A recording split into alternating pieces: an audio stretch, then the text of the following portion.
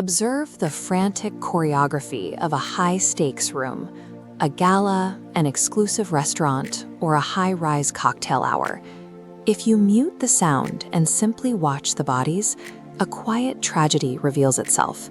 You see the subtle, desperate attempts to be noticed, the nervous adjusting of watch straps, the forced, booming laughter, the frantic scanning of eyes searching to see if anyone is watching the performance.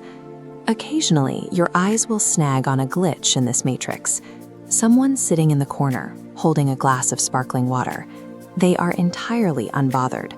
They are not projecting, and they are certainly not competing. Yet, without raising their voice or flashing a single label, they command the absolute gravity of the room. While some believe wealth must whisper to be heard, true class exists as a subterranean calm. It is a psychological frequency that remains steady regardless of the volume in the room. This person moves through the world utilizing a specific, unspoken language of security. Watch a truly elegant person sit down. They simply sit. They place their hands on the table and let them rest. Notice how constant fidgeting feels like a subconscious attempt to escape the present moment, a physical manifestation of feeling out of place.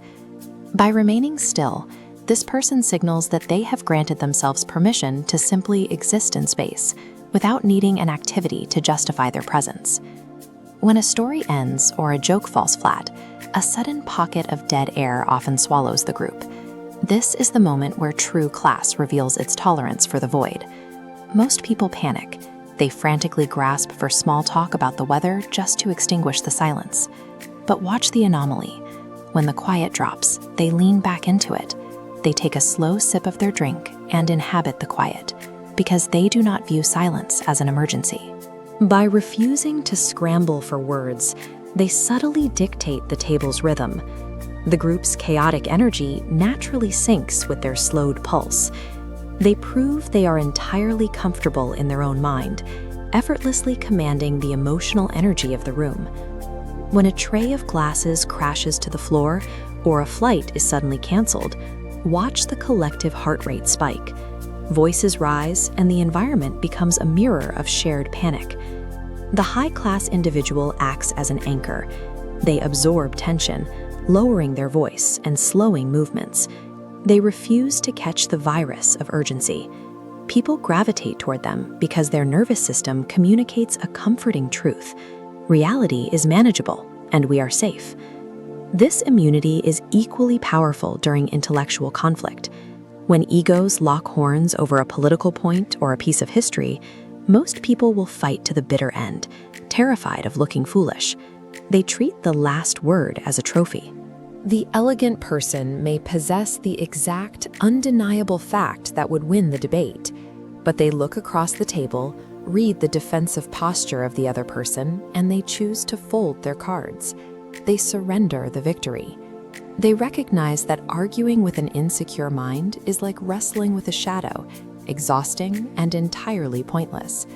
They value their internal peace infinitely more than the cheap thrill of a public conquest. When a toast is raised and a grand compliment is directed squarely at them in front of the crowd, the dynamic shifts again.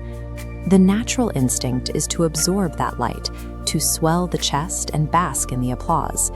The elegant mind utilizes the refraction of praise. They treat the compliment like a prism treats a beam of light. They smoothly redirect the spotlight onto the person sitting next to them, using their own moment of recognition to elevate everyone in their periphery. As the evening concludes, watch how they interact with the people most guests look directly through: the coat check attendant, the junior assistant, or the hotel barista. When they retrieve their coat, they don't just say thank you. They ask, softly, about the attendant's family or a specific detail mentioned months ago. They listen as if cataloging a private archive. They understand that being truly seen is a deep human hunger. By focusing on those who can do nothing for their career, they offer their attention as a genuine gift rather than a transaction. As the evening peaks, the extroverted ego prepares to leave with a grand farewell tour. They hug every person and disrupt every conversation, driven by the fear that leaving quietly means being instantly forgotten. The elegant person simply evaporates. They offer a quiet, private expression of gratitude to the host and slip out the side door into the night. They require no fanfare and no curtain call.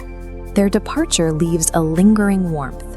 People realize they are gone 10 minutes later, noticing a subtle shift in the energy of the space without being able to pinpoint exactly why.